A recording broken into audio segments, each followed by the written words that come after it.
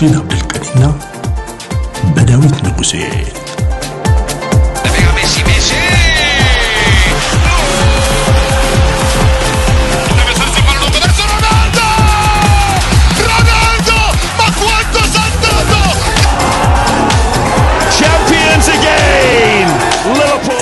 HD Sports.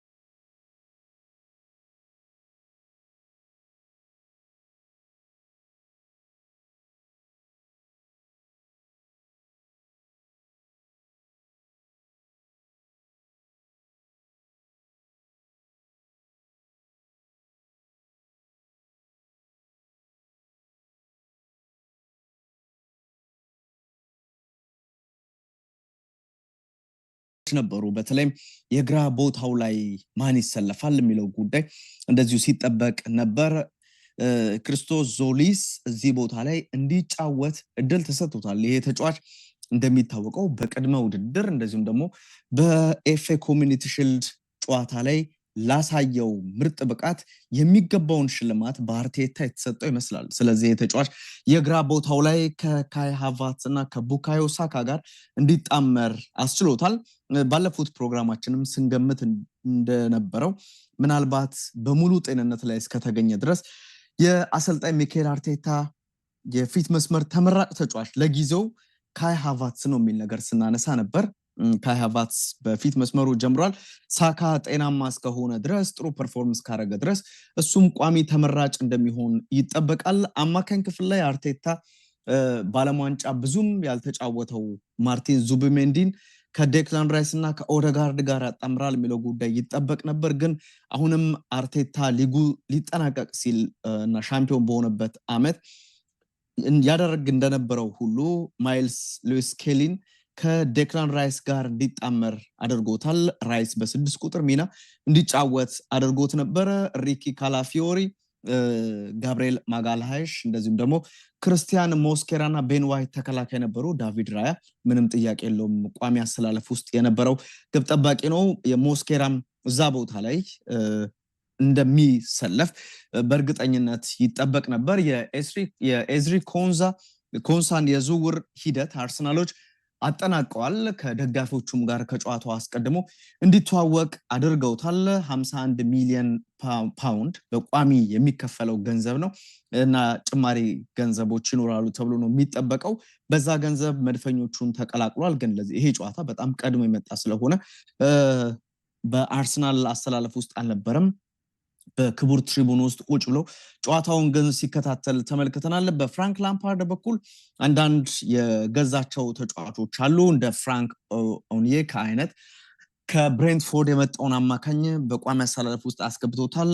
እንደዚሁም ደግሞ የታዮ አዎኒ እዛ ቦታ ፊት መስመር ላይ ይኖራል የሚለው ጉዳይ ለማን ቅድሚያ ይሰጣል? ለኤሊስ ሲምስ ወይም ደግሞ ለታዮ አዎኒ የሚለውም ጉዳይ ይጠበቅ ነበረ። ግን ለኤሊስ ሲምስ ለእንግሊዛዊ አጥቂ ነው ይህንን ቀዳሚ አሰላለፍ ውስጥ እንዲገባ ያደረገው። እንግዲህ ጨዋታው ከጀመረበት ጊዜ አንስቶ የመጀመሪያውን ኮርና በማግኘት ኮቨንትሪ ሲቲዎች እንዴት ነው ጫና ውስጥ አስገብተው ጨዋታውን ሊያደርጉ ነው የሚል ገና 21ኛው ሰከንድ ላይ በጋብሪኤል የተጨረፈ ኳስ የአርሰናል ፍጹም ቅጣት ምት ውስጥ ማለት ነው ሊገቡ ሲሉ ኳሱ በኮርና እንዲሆን አድርጎት ወይም የማዕዘን ምት ሆኖ ነበረ።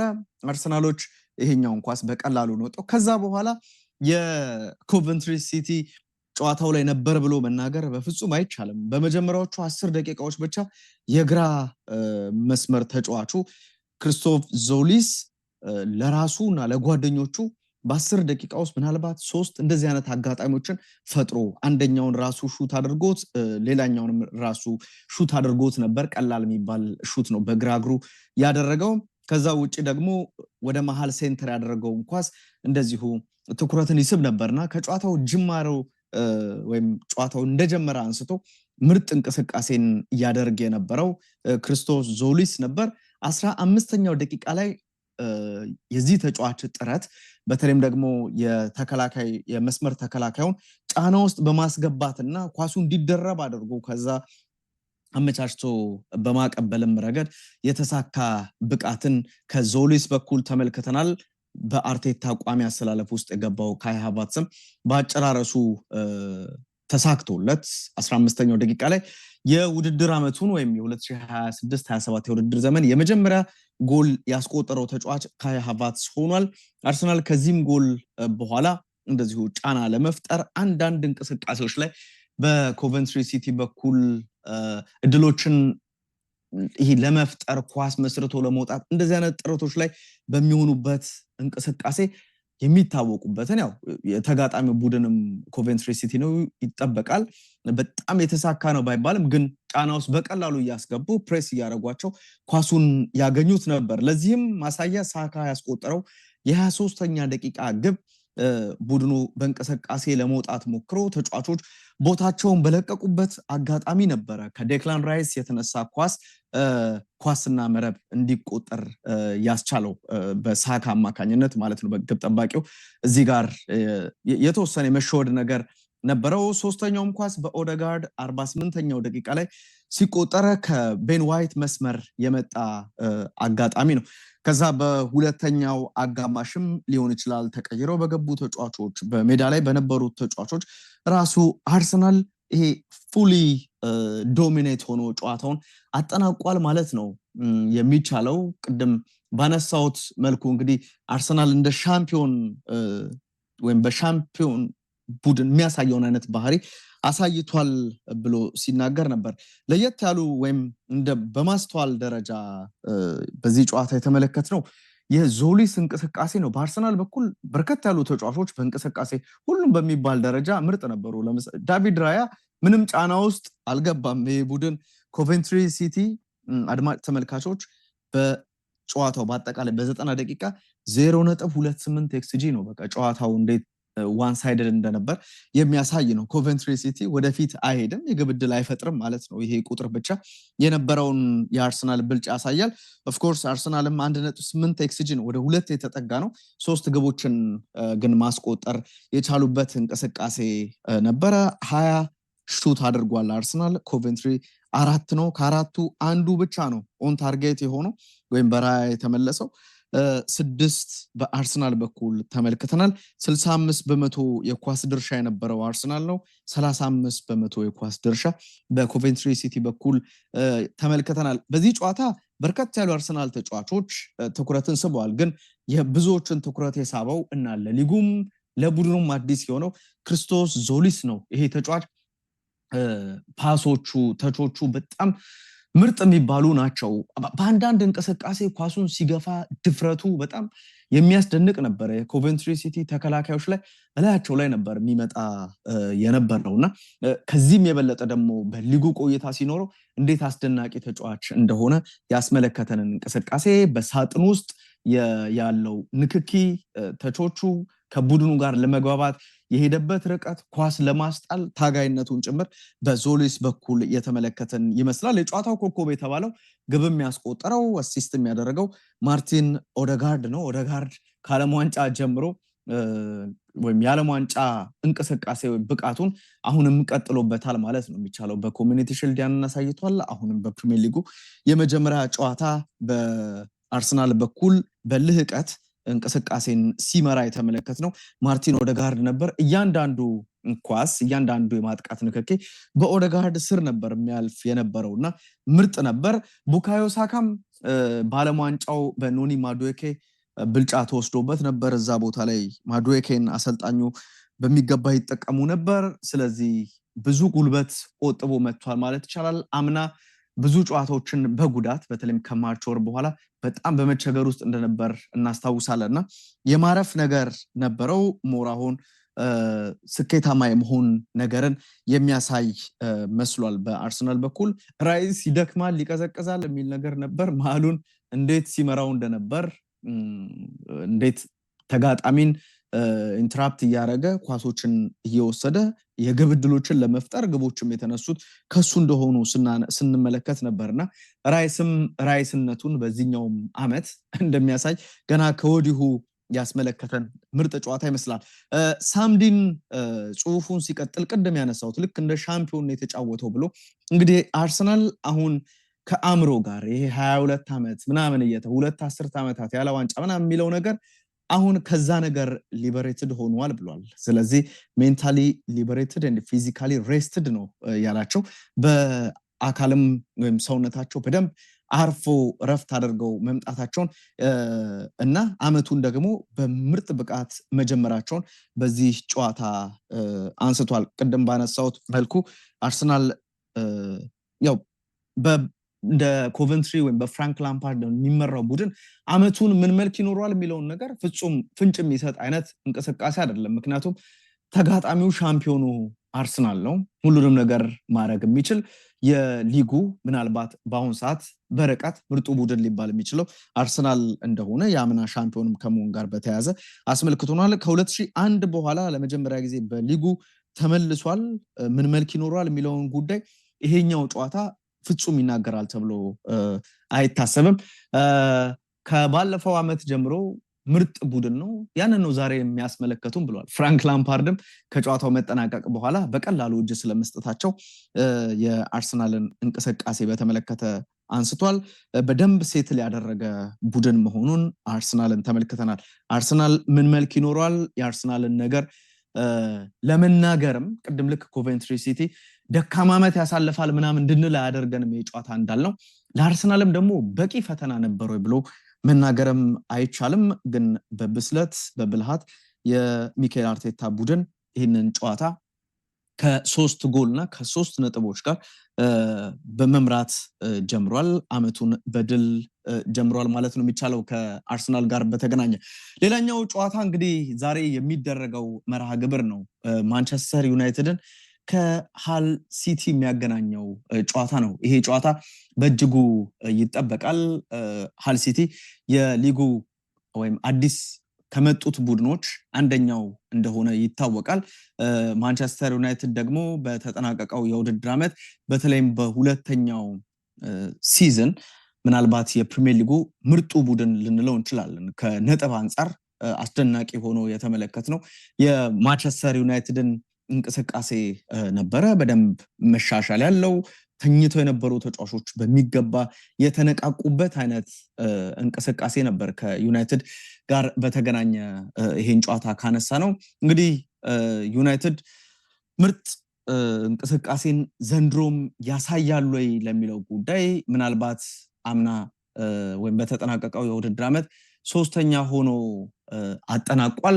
ከዛ ያለፈ ብቃትን ማሳየት ይችላል ወይ? ፈተናው የሚጀምረው ገና ከዚህኛው ጨዋታ ነው። ከሃል ሲቲ ጨዋታ ጀምሮ እንደሆነ መናገር ይቻላል። በማንቸስተር ዩናይትድ በኩል አንዳንድ ግዢዎች ተፈጽመዋል። ገና የሚጠናቀቁ ዝውውሮች አሉ። የካርሎስ ባሌባ ጉዳይ ባለፈው ተጠናቋል የሚል ነገር ወይም ከስምምነት ሊደርሱ ከጫፍ ደርሷል የሚል ነገር ሲነሳ ነበረ። 65 ሚሊዮን ፓውንድ በዩናይትድ የቀረበውን ገንዘብ ብራይተን ውድቅ አድርጎ ድጋሚ ማንቸስተር ዩናይትድ በተሻሻለ ገንዘብ ሄዶ የተጫዋቹን ጉዳይ ኦልሞስት አጠናቋል የሚሉ መረጃዎች የተሰሙ ነው የሚገኙት። በቀጣዮቹ ጥቂት ሰዓታት ወይም ቀናት እስከ ሰኞ ድረስ የዚህ ተጫዋች ዝውውር በይፋ የሚነገርበት እድል ይኖራል። የማይክል ካሪክ በሊጉ በአሰልጣኝነት አመቱን የሚጀምርበትም አመት ሆኖ ነው ይሄኛው ጨዋታ የሚጀምረው። ስለዚህ በሚገባ ይጠበቃል። እንደ ዩሪ ቴሌሞን፣ አንድሬ ሳንቶስ አይነት ተጫዋቾች ዩናይትድ ይህንን ጨዋታ እንዲጀምሩ ሊያደርጋቸው ይችላል ተብሎ ነው የሚጠበቀው። አንዳንድ ጉዳቶች ያሉባቸው ተጫዋቾች አሉ። እንደ ቤንያሚን ሼሽኮ አይነት ተጫዋች አጠራጣሪ ነው በሚለው ዝርዝር ውስጥ ነው ያለው። ብሪያን ምቤሞ እንደዚሁ ይህንን ጨዋታ ይጀምራል ተብሎ ወይም በቋሚ አሰላለፍ ውስጥ ይገባል ተብሎ ይጠበቃል። ካርል ዳርሎ ያው ብዙም ለዩናይትድ ደጋፊዎች ብዙ የሚያስጨንቅ አይደለም ይሄ ግብ ጠባቂ፣ ምክንያቱም በቋሚነት የሚጀምረው ቤልጂየማዊ ግብ ጠባቂ ስለሆነ። የሜሰን ማውንት በቅድመ ውድድር ዝግጅት ምርጥ ብቃትን አስመልክቷል። ግን ባለፉት 2 ጨዋታዎች ከጉዳት ጋር የተገናኙ ጉዳዮች አሉና የመጨረሻ የፊትነስ ቴስት ያስፈልጓል።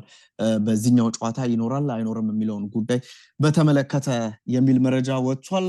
እንደ አይደን ሄቨን ከሃሪ ማጓየር ጋር ከፊት በተከላካይ መስመር ይጣመራሉ ተብሎ ነው የሚጠበቀው። ሊሳንድሮ ማርቲኔዝ በዓለም ዋንጫው ሀገሩ አርጀንቲና እስከ ፍጻሜ ስለተጓዘች እና ወደ ቡድኑም ዘግይቶ ስለተቀላቀለ ምናልባት አይደን ሄቨን ከሃሪ ማጓየር ጋር በዚህ ጨዋታ ይሳተፋሉ ወይም በቋሚነት ይጀምራሉ ተብሎ ነው የሚጠበቀው። የማታይስ ደሊት ከህዳር ወር ጀምሮ እንደዚሁ ለዩናይትድ እየተጫወተ አይደለም የሚገኘው።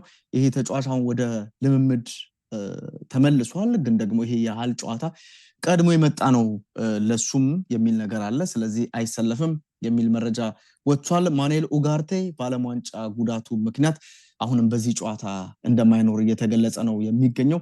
ዩናይትድ ምን መልክ ይኖረዋል የሚለው ጉዳይ ይጠበቃል። ባለፉት 10 ግንኙነት ከሃል ሲቲ ጋር ባደረጋቸው ጨዋታዎች 8ቱን አሸንፏል። አዲስ ከመጣ ቡድን ጋር ደግሞ ባደረጋቸው 12 ጨዋታዎች 9ኙን አሸንፏል። በመጀመሪያ ተሸንፎ ከ12ቱ 9ኙን አሸንፏል። አዲስ ካደጉ ቡድኖች ጋር ሊጉን ሲጀምሩ ዩናይትድ ተሸንፎ አያውቅም። ስለዚህ ይሄም የሚያስገርም ነገር ነው። ካሪክ ከ6 የአሰልጣኝነት ግንኙነት ከሃል ሲቲ ጋር በሻምፒዮንሺፕ ማለት ነው ቀድሞ በሚድልስቦሮ በነበረበት ጊዜ ባደረጋቸው ጨዋታዎች 4ቱን አሸንፏል። ከ6ቱ 4ቱን አሸንፏልና ካሪክ እንደ ግለሰብ ሃል ሲቲ ላይ ብልጫ እንዳለው የሚያሳይ ነው። ዩናይትድ ይህንን ጨዋታ እንዴት ያደርጋል? ያው ብሩኖ ፈርናንዴዝ በዚህ ጨዋታ አሁንም ልዩነት ይኖረዋል ተብሎ ወይም ልዩነት ይፈጥራል ተብሎ የሚጠበቀው ተጫዋች ነው።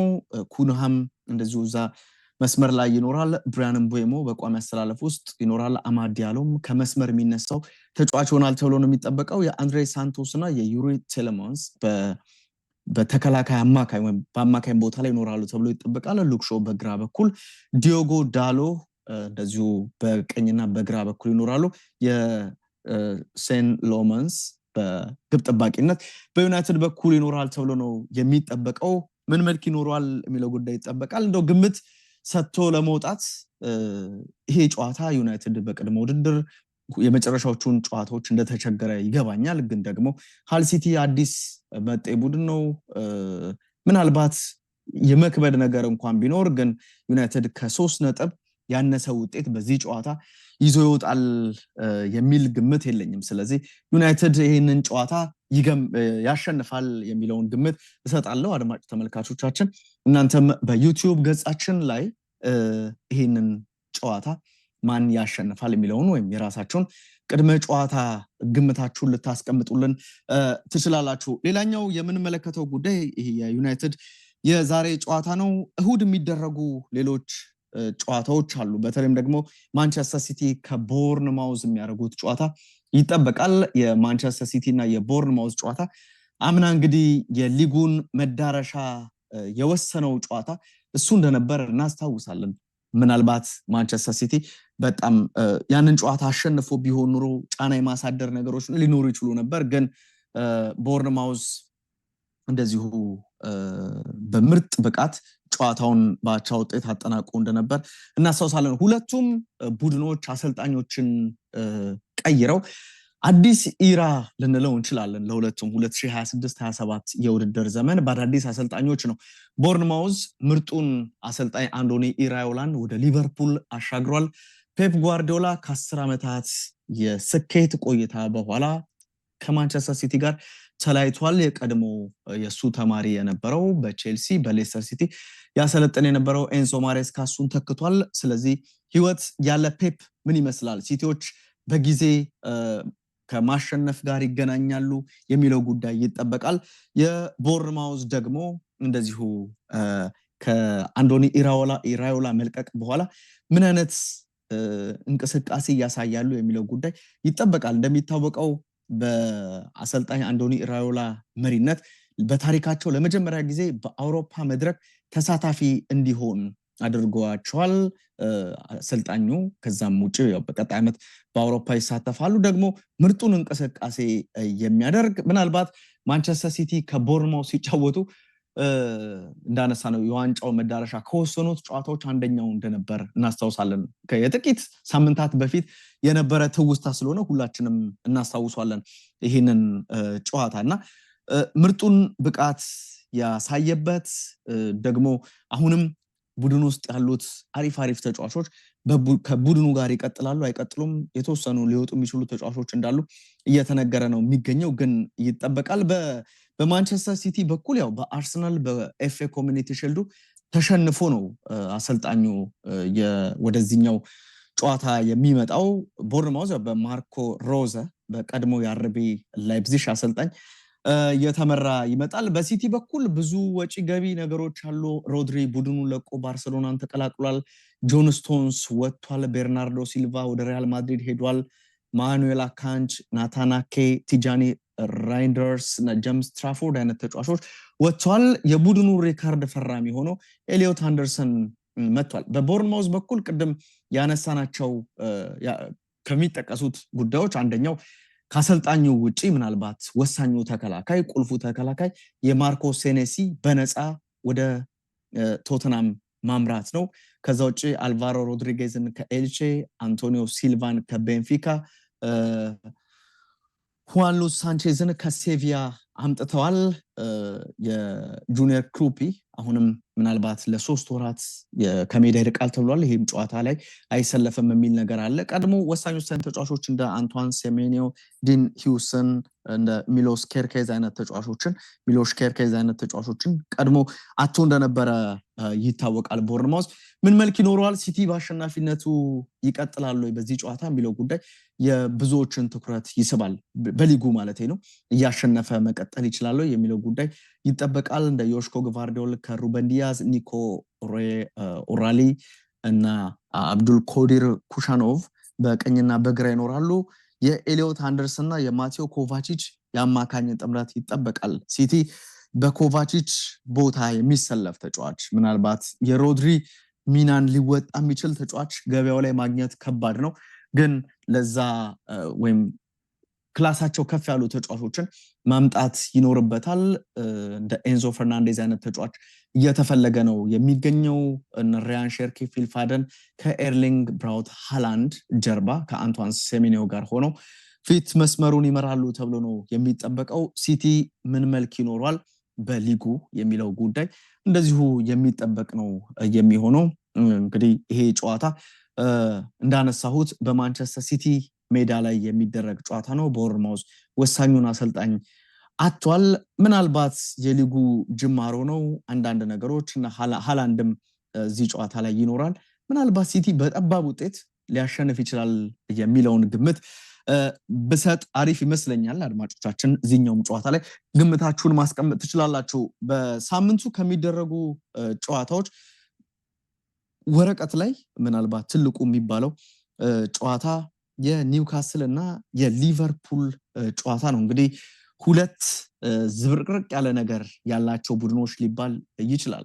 በተለይም የኒውካስል ደጋፊዎች በምን አይነት ጉጉት ነው ይህንን ዓመት የሚያደርጉት የሚለው ጉዳይ ይጠበቃል። ኤዲሃው ከአሰልጣኙ ሲጀመር ኤዲሃው ወጥቷል። የኤዲሃው መውጣት በጋራ ስምምነት ምናምን ተባለ እንጂ ወሳኝ ተጫዋቾች እየለቀቁ በቃ እሱ እዛ እንዲቆይ የሚያስችለው ገትስ ሳይኖረው የቀረ ይመስላል። እንደ አንቶኒ ጎርደንን ወደ ባርሰሎና፣ ሳንድሮ ቶናሊን ወደ ቶተናም፣ የቡድኑን አምበል ብሩኖ ጊማራይሽን ወደ አርሰናል ሸኝቷል። ስለዚህ ምንም የቀረው ስላልመሰለው ይመስላል ኤዲሃውም ከክለቡ ጋር ተለያይቶ ማቲያስ ያዝለ አዲሱ አሰልጣኝ ሆኖ በኒውካስል መጥቷል። ከዝውውሮቹ ወደ 200 ሚሊዮን ፓውንድ የሚጠጋ ገንዘብ አግኝቷል።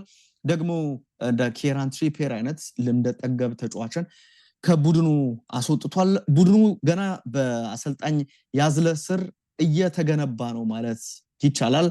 እንደ አማር ዴዲች አይነት ተጫዋችን ከቤንፊካ በቀኝ ባክ ወይም ራይት ባክ ቦታ ይህንን ተጫዋች አምጥተዋል።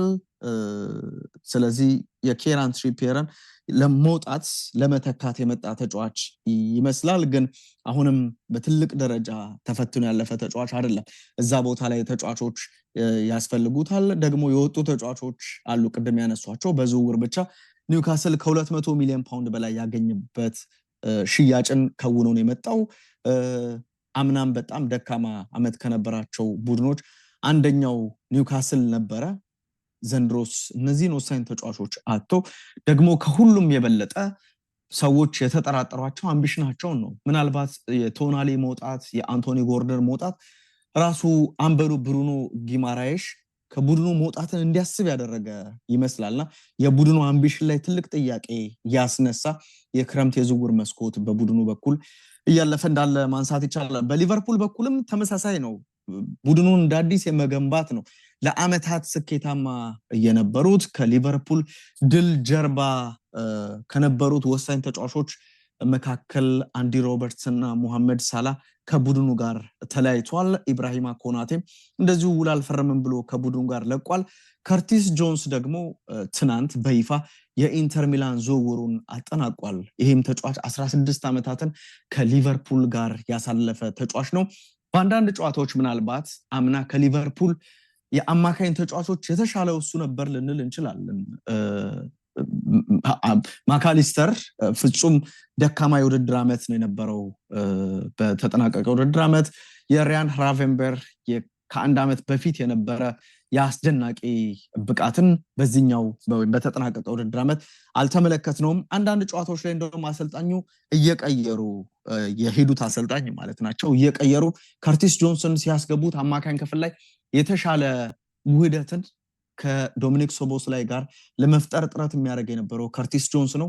እሱም በቋሚነት የመሰለፍ ጥያቄን ስላነሳ ከቡድኑ ጋር ተለያይቷል። ያው እንዲቆይ ፈልገን ነበር ብሏል አሰልጣኝ አንዶኒ ኢራኦላ ከጨዋታው አስቀድሞ በነበረ ጋዜጣዊ መግለጫ። ከባርሰሎና ሮናልድ አራውሆን በውሰት አምጥቷል።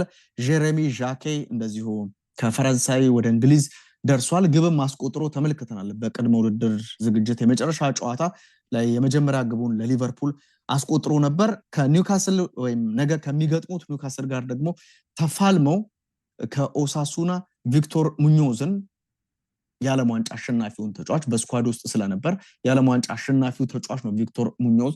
እሱም ወደ ቡድኑ መጥቷልና ይሄም ተጫዋች እንደዚሁ በዝውውር መስኮት የመጣ ነው።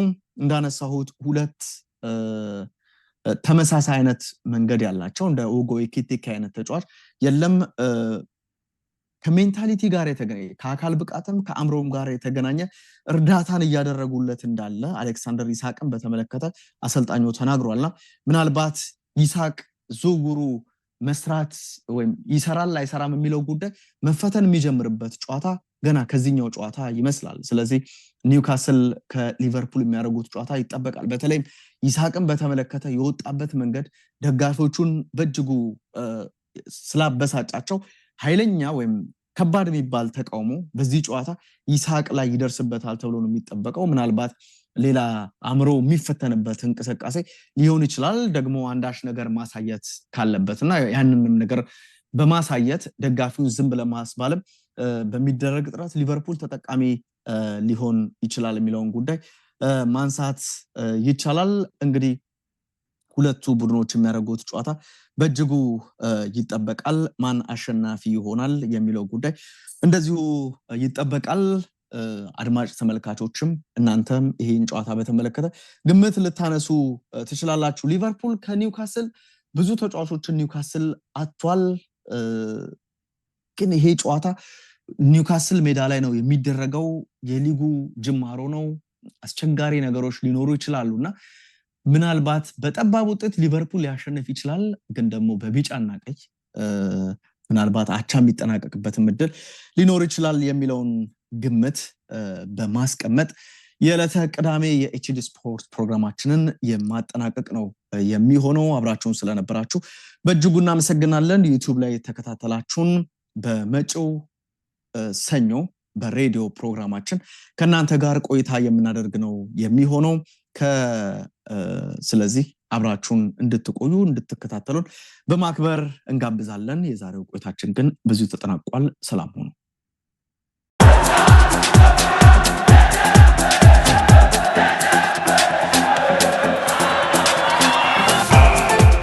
ኤችዲ ስፖርትስ በሁሴን አብዱልቀኒና በዳዊት ንጉሴ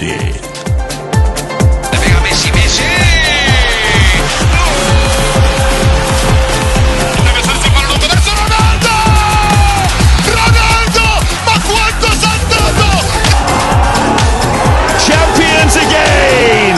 Liverpool! ኤችዲ ስፖርትስ